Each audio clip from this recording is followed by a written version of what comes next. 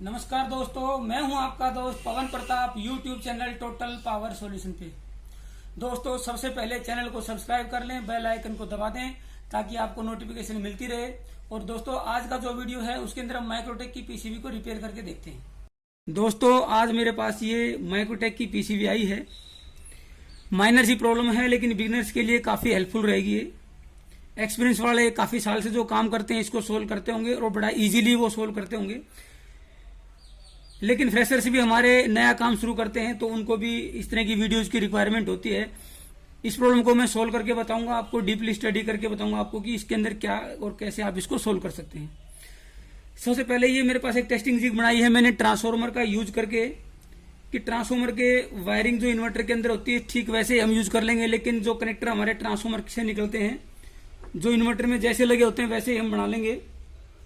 Drain की जो है वहां पे हम क्रोकोडाइल क्लिप लगा के, और बैटरी का नेगेटिव पॉजिटिव है जो हमारा इन्वर्टर में होता है वैसे हम इसको तैयार कर लेंगे ताकि बार बार हमें इन्वर्टर के अंदर इसको माउंट या अनमाउंट ना करना पड़े। अब मैंने इसको जैसे बैटरी के पॉजिटिव नेगेटिव होते हैं वो कनेक्ट कर दिए हैं। सिर्फ इनपुट मैंने कनेक्ट नहीं की है और आउटपुट मैंने यहाँ से नहीं ली है। बाकी बैटरी से मैंने इसको कनेक्ट कर दिया है, ड्रेन भी कनेक्ट कर दिए हैं। अब मैं इसको ऑन करता हूं और ऑन करके देखते हैं क्या प्रॉब्लम है इसमें। ये मैंने ऑन कर दिया। 12 वोल्ट बैटरी है, 2.3 इसका नो लोड करंट है। अगर आप नीचे की तरफ ध्यान से देखेंगे तो ये रिले की चैटरिंग की आवाज आपको आ रही है। ये देखिए, यानी कि रिले जो है ऑन ऑफ हो रहा है। अब ये किस वजह से हो रहा है उसको समझने के लिए मैं अब यहाँ पे इनपुट कनेक्ट करता हूं। मैंने इनपुट कनेक्ट कर दिया है, इनपुट को ऑन नहीं किया है क्योंकि ऑन करेंगे तो यहाँ पे रिवर्स करंट आया हुआ है तो यहाँ पे जो है एक स्पार्किंग का जो है ब्लास्ट हो सकता है। यहाँ पे ये देखिए, जब भी इन्वर्टर ऑन होता है तो रिवर्स वापस आया हुआ है करंट इसके अंदर। अब इसको और गहराई से समझने के लिए कि इसमें प्रॉब्लम क्या है, अगर आप इनपुट नहीं लगाएंगे तो आपको समझ में भी नहीं आएगा कि ये प्रॉब्लम क्या है।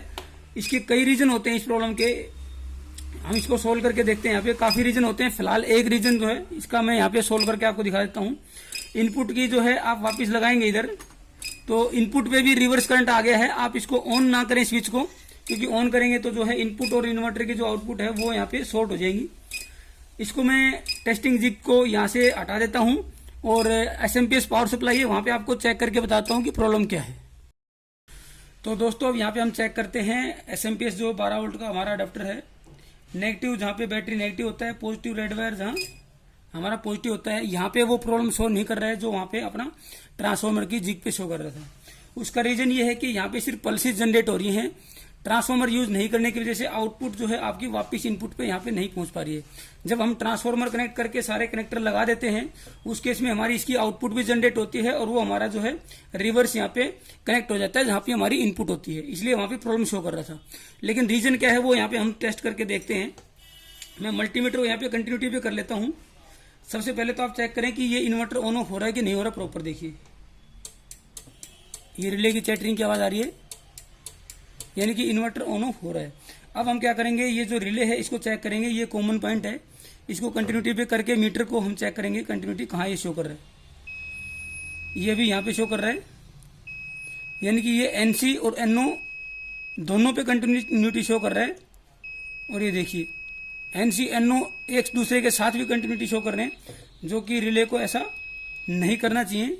ये देखिए, ये हर जगह कंटिन्यूटी शो कर रहा है। अगर ये दो जगह भी कंटिन्यूटी शो करे तब भी खराब है, और सिर्फ एक ही जगह पे करे तब भी, अगर ये हम इसको डिस्कनेक्ट करें तो भी ये गलत है। देखिए, या तो इसको एनओ पे दिखाना चाहिए और सप्लाई निकालने के बाद इसको एनसी पे दिखाना चाहिए, लेकिन ये सप्लाई निकालने के बाद भी एनओ या एनसी पे दोनों जगह दिखा रहा है, यानी कि ये एक रिले की प्रॉब्लम है।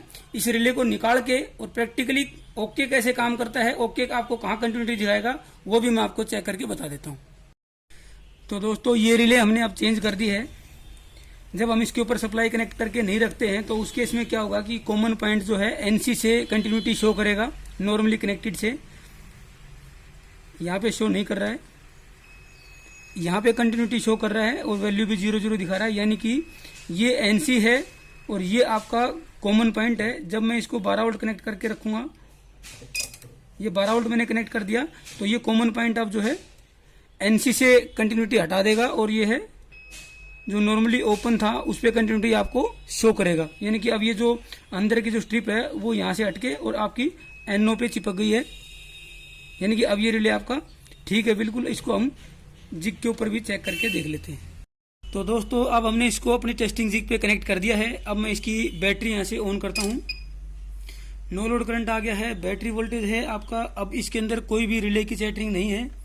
जो दूसरा टेस्ट था कि हमारा रिवर्स अब खत्म हुआ कि नहीं हुआ, उसके लिए मैं यहाँ पे ये इनपुट मैंने कनेक्ट कर दिया है। ये रिवर्स करंट भी, रिवर्स वोल्टेज भी यहाँ पे शो नहीं कर रहा है। इसका मतलब अब हमारी जो प्रॉब्लम थी वो सोल्व हो गई है। और यहाँ पे ये जो रिले था, ये रिले हमने चेंज किया है और रिले चेंज करते ही हमारी प्रॉब्लम सोल्व हो गई है। अब मैंने मेंस कनेक्ट कर दी है और ये आपका जो है चार्जिंग एम्पेयर भी यहाँ पे आना स्टार्ट हो गया है, यानी कि अब ये इन्वर्टर हमारा प्रॉपरली काम कर रहा है। इन्वर्टर मोड और बैकअप मोड पे और मेंस मोड पे, यानी कि प्रॉपर अब इसकी वर्किंग है। तो इस तरीके से जो छोटी छोटी प्रॉब्लम है इनको आप समझ के और जो है प्रॉपर तरीके से इसको रिजोल्व या सोल्व कर सकते हैं।